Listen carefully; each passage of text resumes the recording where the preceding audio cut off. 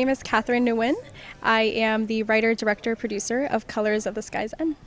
Seriously gorgeous scenery, gorgeous everything, with the most demented kind of central plot ever. Can you share a little bit of the inspiration, like about the baby and the please share. I am so curious. To be honest, I know that it's a little bit of a touchy subject, and it's a bit challenging to put it together and everything.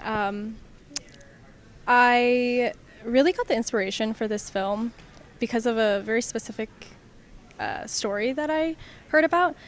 With the rise of social media and everything, everyone's posting everything about their lives, and obviously, everyone to each their own, right? But I know like a lot of families and parents you see online, a lot of mommy bloggers are kind of using their kids for content and to monetize them, and kind of almost against their will at sometimes. And I know that there is this, I guess she's a mommy blogger in Vietnam, and she has a little girl, and they even did like a fan meeting for her. And I know during that fan meeting, tons of people, right? And she's very, very young, and I think she was like sick that day, or like she was like crying and screaming, and they still went on with it. And so, right. And after hearing that, I was like, that's just kind of like, to me, that's kind of stepping across a boundary, as like a parent, as someone who's supposed to protect you and take care of you in that way. It's kind of putting them in a place that's very uncomfortable. Is the baby okay? No, the baby's okay. Thank God. But that just kind of really got me thinking, because I know in the U.S.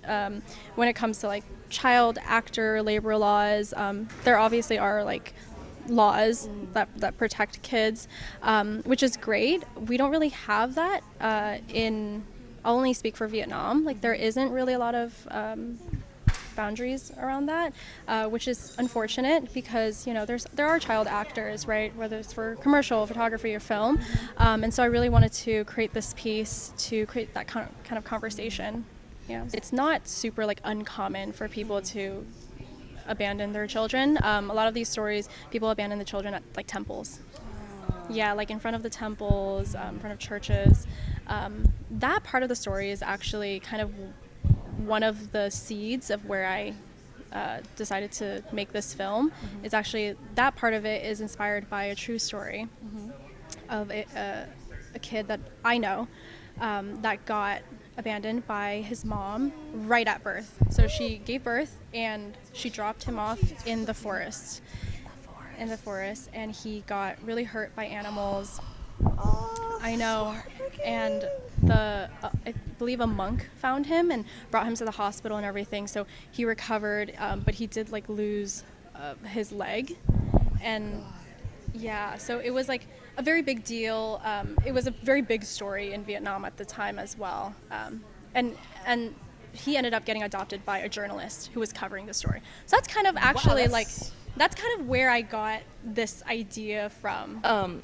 Then there's the whole idea of like her, I guess, falling in love with the baby, but then she has her career that she's juggling with. Can you talk about that kind of juggle that she's doing? I mean, honestly, I can't speak for every artist, but I think sometimes as an artist and you're making your work, I feel like there could be sometimes a thin line between like your artistic ambitions and then kind of like what are the ethics and morals of this. Yeah, because definitely there's always that question about exploitative, but then you want to tell a story, but then how far do you go?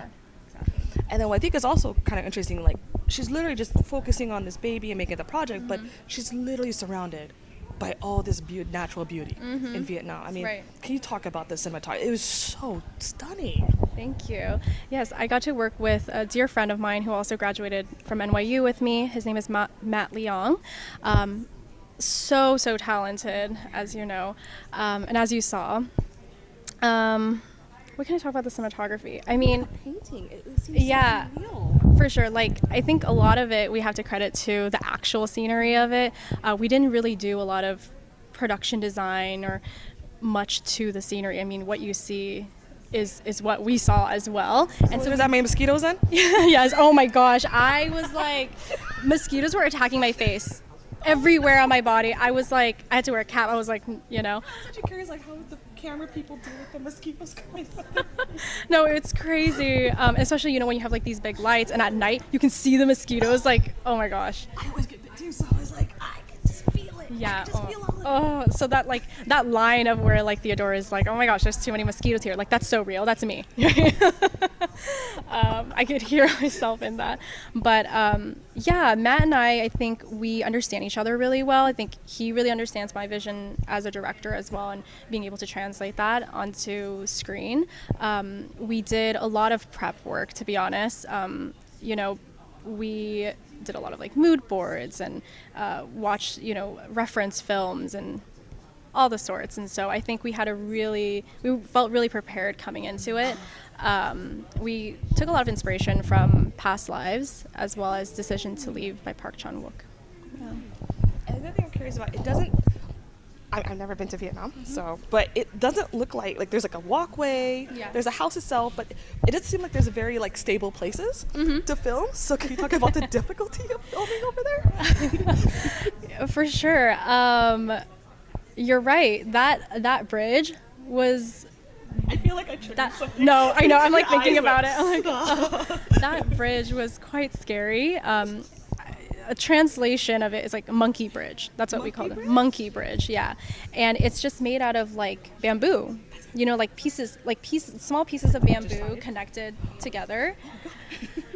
Right.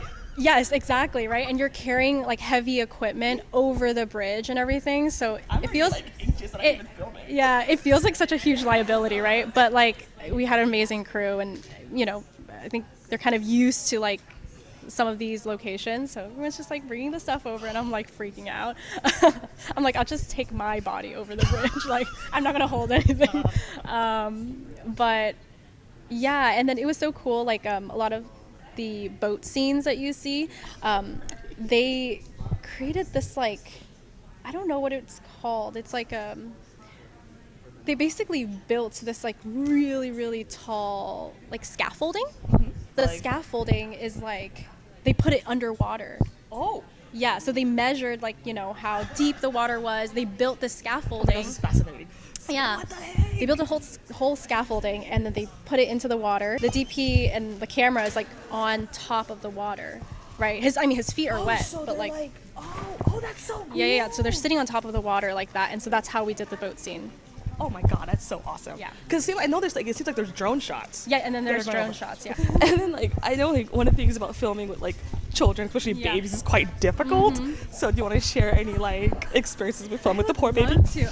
I've been waiting for this question. I've been preparing. I'm always like, I don't know if it's gonna be traumatic. Was it a bad experience? No, it was a great experience, and I think like I would do it again.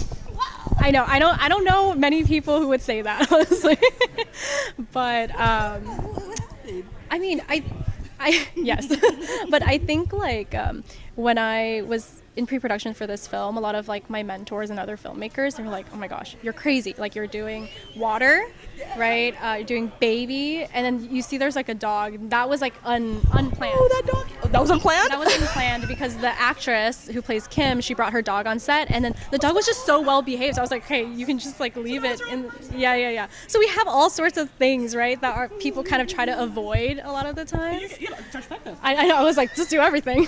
Honestly, yes, I was like pretty nervous, like working with a real baby. Obviously, very unpredictable, but also I want to ensure the safety and the health of the baby, and making sure that everything is very comfortable for him. And so his mom came on set. We filmed with him for 2 days, and it was just like such a beautiful experience for everyone on set, really, because I think that for me as the director and producer, I really emphasize safety, everyone's safety, baby safety, yes, for sure, but also everyone else's safety. And so that meant like we did like 12 to 14 hour shooting days, which is kind of not the case in Vietnam.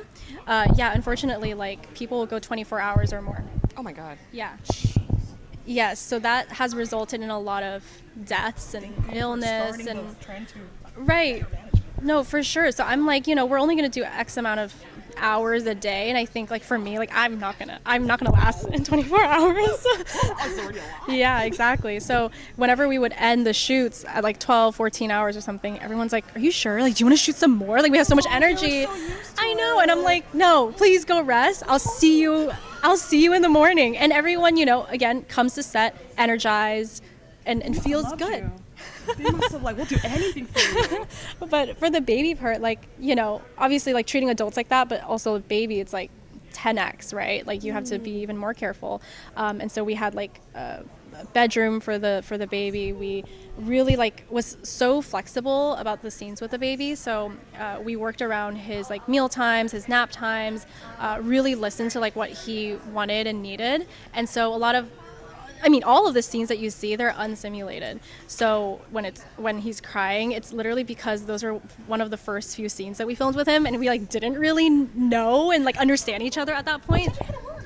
Which worked. Intro of the baby. Yeah. But still, I know. So he's just like, that was unsimulated. And then when the baby is like quiet and like smiling and stuff, it was because we learned that he loved Oreos and cold guava and ice. that's so Ice random. cubes. So random, but it's because we were patient and we listened to like what he liked, really responded to that. And so the next scenes that we filmed with him, like we really understood like, how to navigate everything. So I think it was just like a really great experience for everyone. The scene that I was most scared of to film was the bathing scene.